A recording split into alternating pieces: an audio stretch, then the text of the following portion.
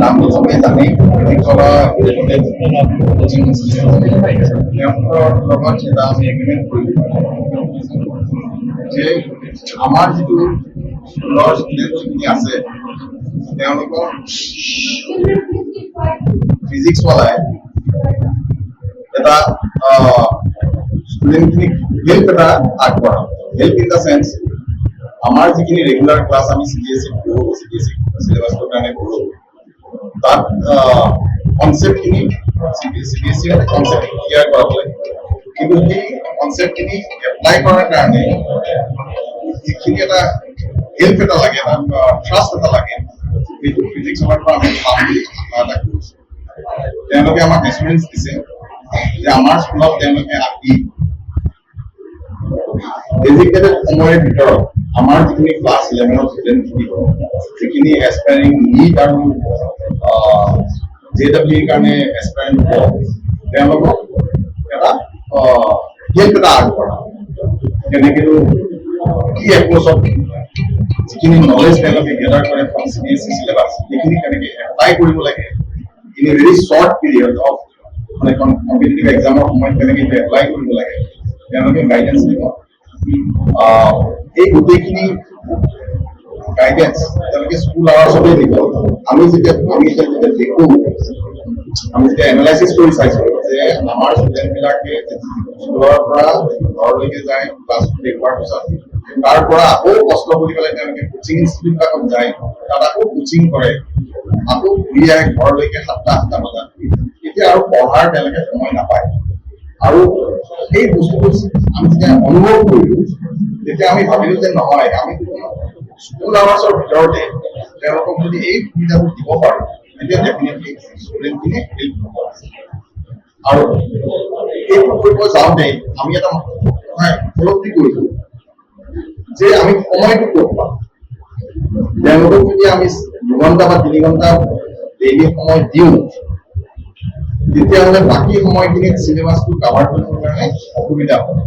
বহুত ভাবি চিন্তি চাই দেখিলোঁ যে নাম্বাৰ অফ ডেইজ আমি যদি পঢ়াওঁ, তেতিয়াহ'লে সেইটো এডজাষ্ট কৰিব পৰা যাব।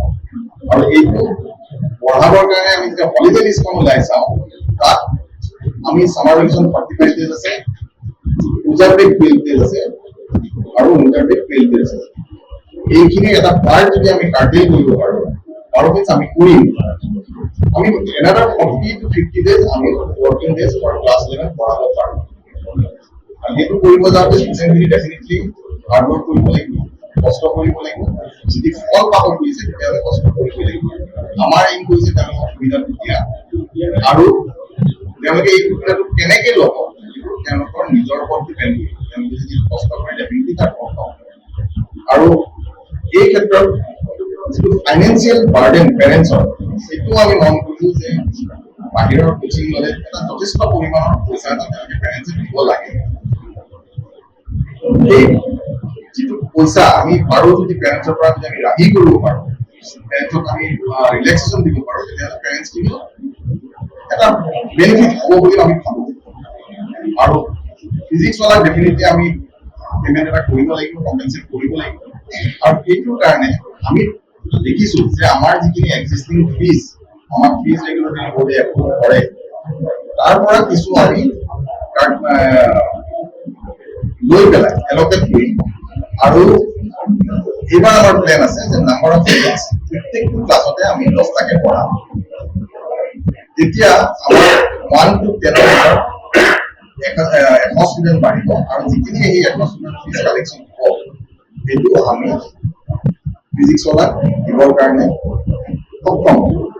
আমাৰ তেতিয়া ফাইনেন্সিয়েল বাৰ্ডেন আমাৰ তাতো নাহে, সাংঘাতিক বেছিকৈ নাহে, আহিব, আৰু পেৰেণ্টছৰ ওপৰতো ফাইনেন্সিয়েল বাৰ্ডেনটো নাহে। গতিকে এইখিনি এইম লৈ পেলাই আমি আগবাঢ়িছোঁ। আমি আজি ফিজিক্সৱালাৰ লগত এটা এগ্ৰিমেণ্ট চাইন কৰিলোঁ যে তেওঁলোকে স্কুলত আহি পেলাই ক্লাছ ল'ব, আমাৰ ষ্টুডেণ্টখিনিক গাইডেঞ্চ দিব, তেওঁলোকক ট্ৰেইন কৰিব to sit for JEE and NEET, আৰু তেওঁলোকে আমাক এছুৰেঞ্চ দিছে southern part of Guwahati we are the exclusive partner with them. তেওঁলোকে আৰু বেলেগ স্কুলৰ লগত চ' এইখিনিয়ে আমাৰ